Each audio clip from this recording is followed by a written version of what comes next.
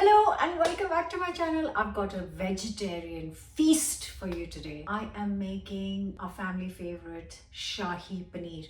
Shahi means royal, so it's rich, it's creamy, it's delicious, and it is kind of a dish which I would highly recommend you try for your next get together or for a weekend for your family this festive season, whenever you like. So I am going to get started, get cooking.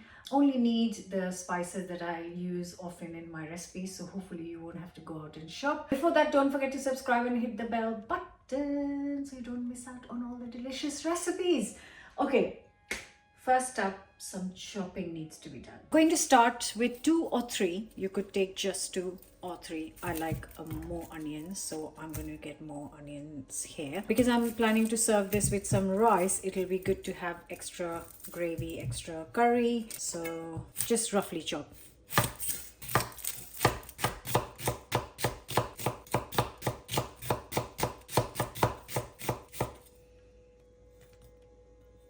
So I've got a nice big pan. I have added 2 tablespoons of oil. I'm going to get a block of paneer first. So I have got a 225-gram block of paneer and I'm going to fry it whole just to get a bit of color on both sides. Once the oil is hot, I'm going to put the whole paneer in it and cook on both sides for a couple of minutes.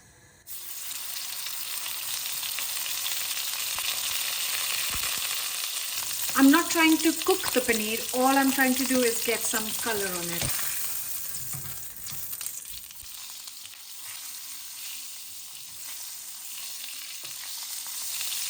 Just doing this on high heat. So I am using 2 blocks of paneer, which is 225 each for a family of 4. We'll have some leftovers for tomorrow, which is great. But you can make this with 1 block, 2 blocks or 3 blocks, your choice. And once you've got color on both sides, just take it out. And I'm going to show you what to do next. So once all the paneer is done, I've added 2 more tablespoons of oil to this because the oil had gone. And I'm going to add in the onions.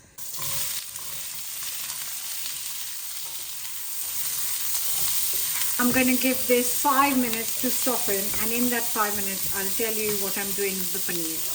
In a bowl I have got some lukewarm water. I'm going to add some salt. Add in half a teaspoon of salt.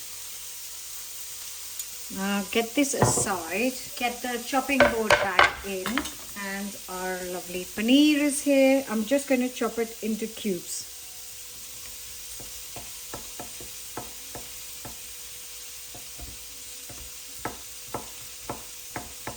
Now all these paneer cubes are going to go in this lukewarm water with the salt.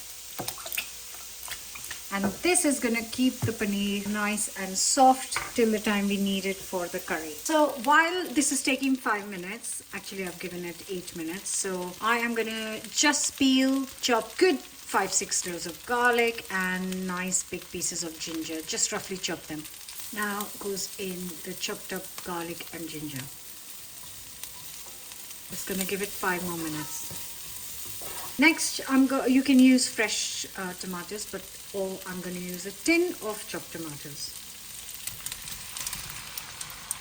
That's 400 grams tin of chopped tomatoes just gone in. At this second, the last thing to go in is some heat. So you can add 2, you can add 1, you can add none, or you can add all of them into the onions now. Going for 2. Now this needs 10 minutes on medium heat.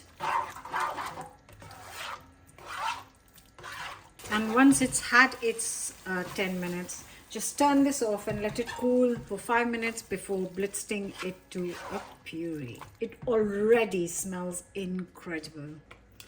Now everything just goes in a blender and blitz to a puree.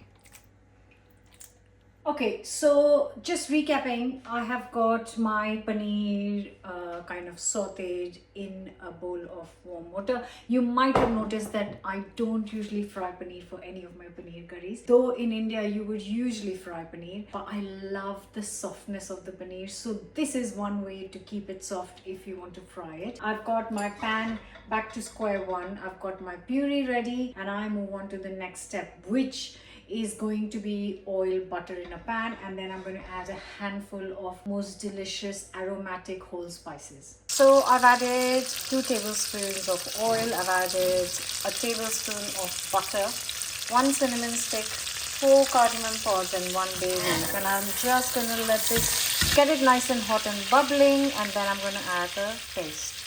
And I'm just going to add a tablespoon of water in this, get all of this out. And now I'm going to stir, cover and cook this on low heat for a good 20 minutes. Low heat.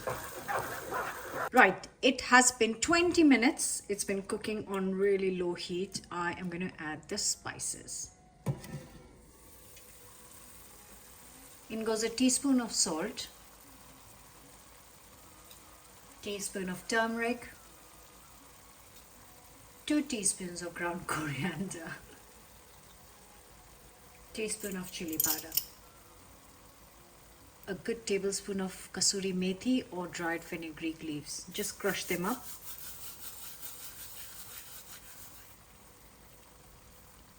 And last, a teaspoon of garam masala.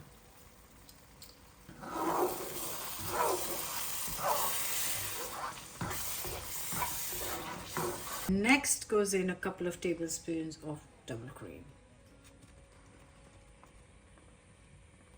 Gonna throw in here, just take it out from the water and add it to the masala.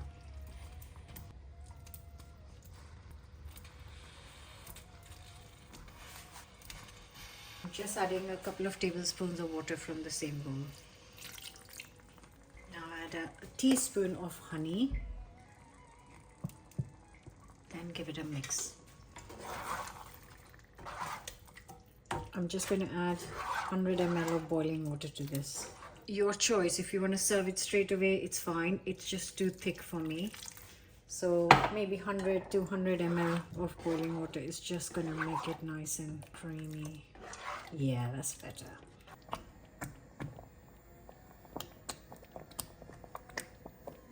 Just finish with some cream.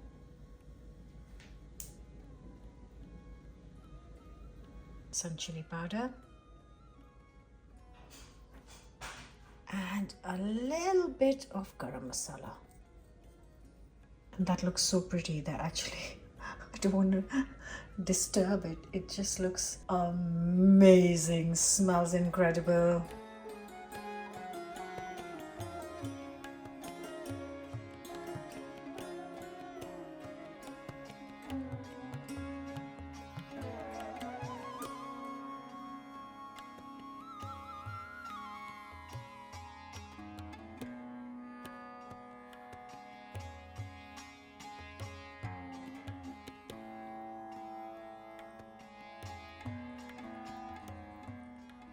And that's it, guys.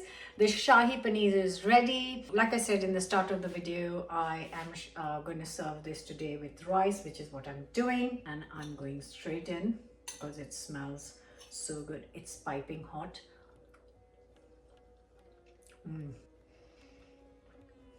I would love for you to try this, but also try the frying paneer technique. Let me know your thoughts, whether you prefer non-fried or fried. Hope you'll enjoy this. You can have this with some naan, some lachha paratha, some cumin pulao, some onion pulao, plain rice like I'm serving it. Whatever you do, I hope you'll enjoy it. Like, share, subscribe, and I'll see you very soon with another new recipe. Bye for now. Oh, what's not to like? It's creamy, delicious, full of flavor. Oh, gorgeous.